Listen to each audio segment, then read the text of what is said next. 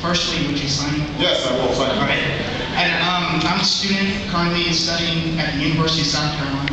Okay. And Okay, pass. I see the President Castillo's in the house, so it's nice to see you, Mr. President. You suck up to the president.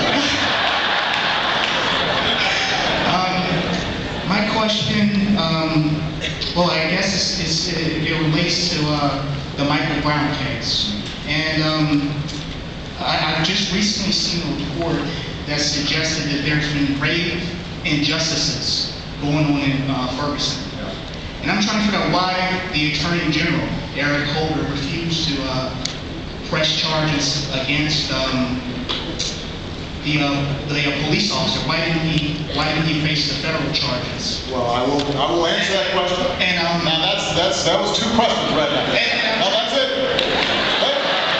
Hey, you don't get a third question. Sit down. I'm calling. Sit down. See, this is how folks will get you. My reporter friends here, they're famous for doing that. They'll be like, Mr. President, I've got a 4-part question. So you only get 2. I will sign your book. With respect to Ferguson, keep in mind that there are 2 separate issues involved. The first is the specific case of Officer Wilson and Michael Brown. And that is typically a charge that would be brought and dealt with at the state level, the local level. The federal government has a role only if it can show that there was a significant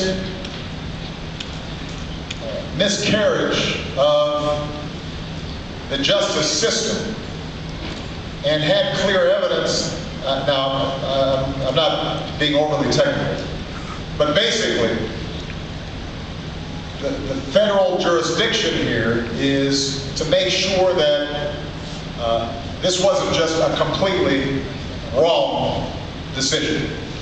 They don't retry the whole thing all over again. They look to see whether or not at the state level due process and the investigation was conducted. And the standard for overturning that, or essentially coming in on top of the state decision, is very high. The finding that was made was that it was not unreasonable to determine that there was not sufficient evidence to charge Officer Wilson.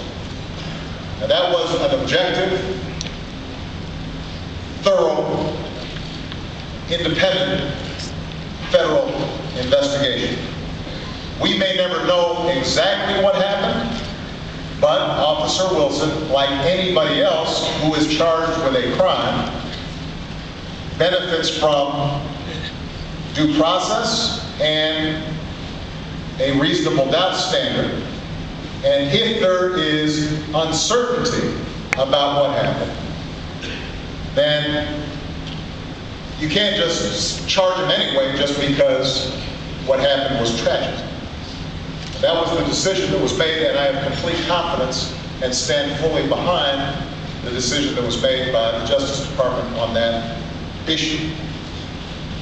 There is a second aspect to this, which is how does the Ferguson Police Department and the government of Ferguson, the municipality, treat its African American citizens when it comes to law enforcement.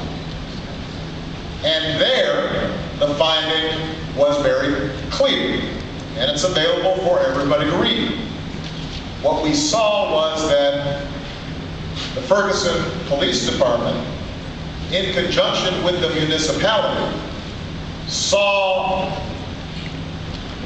traffic stops, arrests, tickets as a revenue generator as opposed to serving the community. And that it systematically was biased against African American Americans in that city who were stopped, harassed, mistreated, abused, called names, fined, and then it was structured so that they would get caught up in paying more and more fines that they couldn't afford to pay or were made difficult for them to pay, which raised the amount of additional money that they had to pay. And it was an oppressive and abusive situation. And that is also the conclusion that the Justice Department arrived at. The steps that now are to be taken is that the Justice Department has presented this evidence to the city of Ferguson. And the city of Ferguson has a choice to make. They're basically going to have to decide, do they dispute the findings of the Justice Department? And I shouldn't comment on that aspect of it, although I will say that what's striking about the report is a lot of this was just using emails from the officials themselves. So it wasn't like folks were just making it up. But the city of Ferguson will now have to make a decision. Are they going to enter into some sort of agreement with the Justice Department to fix what is clearly a broken and racially biased system? Or, if they don't, then the Justice Department has the capacity to sue the city for violations of the rights of the people of Ferguson. And, here's the thing here's the lesson that I would draw from this. I don't think that what happens in Ferguson is typical. I think the overwhelming majority of law enforcement officers here in South Carolina and any place else. Young men, sit down. I'm in the middle of talking. All right. Thank you.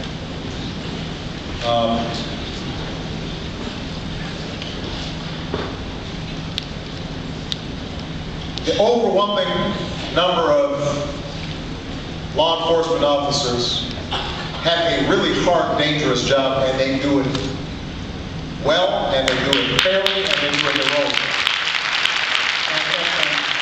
And I strongly believe that. And the overwhelming majority of the police departments across the country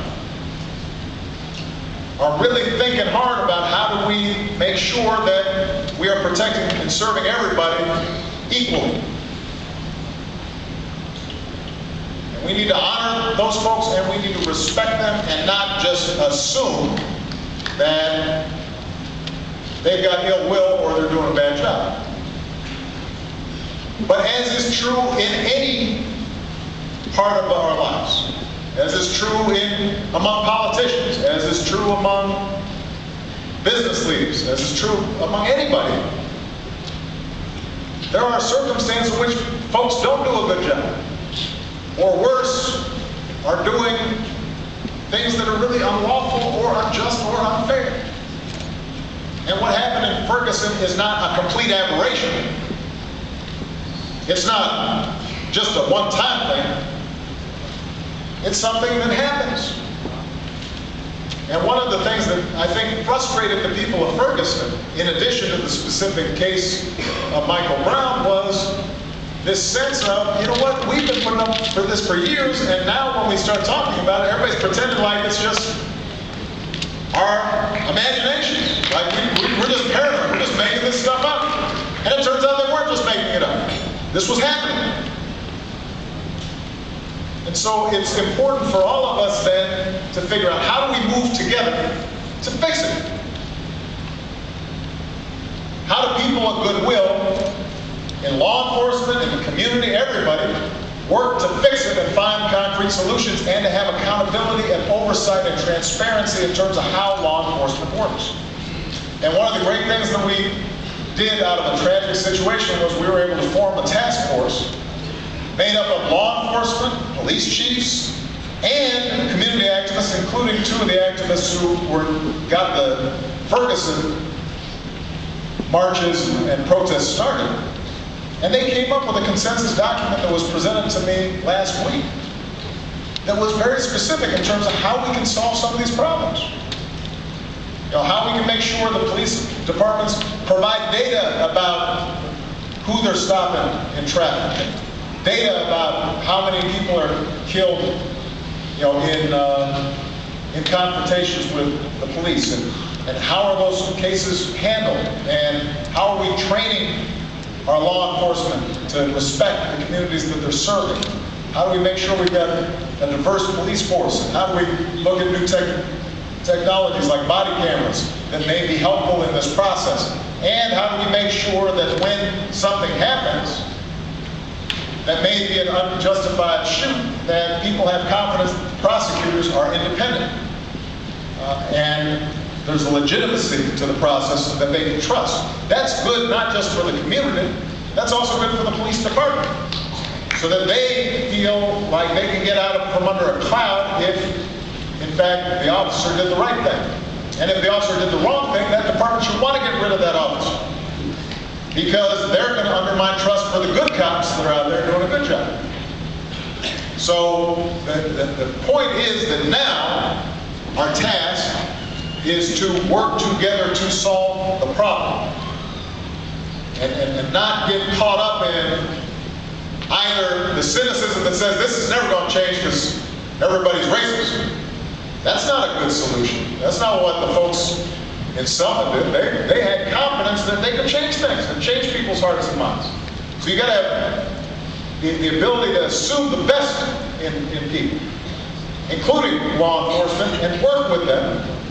And the flip side is the larger community has to be able to say, you know what, when a community says systematically that it's having some problems with its law enforcement, you got to listen and pay attention and engage constructively to build trust and accountability so that it gets better.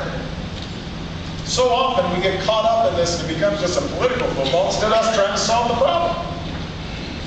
And our goal should be to stop circumstances such as Ferguson or what happened in New York from happening again. That should be our #1 goal, and it is achievable, but we've got to be constructive.